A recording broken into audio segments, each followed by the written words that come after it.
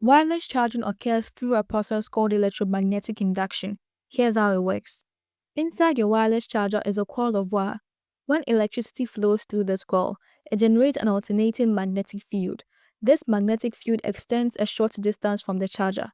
Your phone or any device that supports wireless charging also has a coil inside it, typically near the back. When you place your device on the charging pad, the magnetic field from the charger induces an electric current in your device's coil. This process is based on Faraday's law of electromagnetic induction, which states that a changing magnetic field can create electricity in a nearby conductor.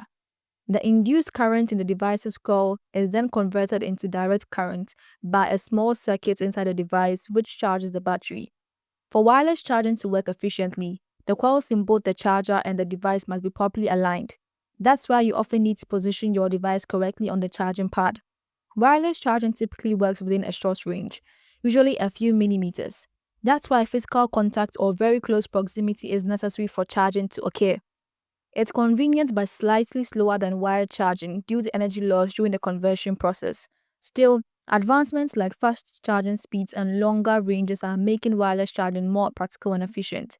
And that's how wireless charging works, in simple terms.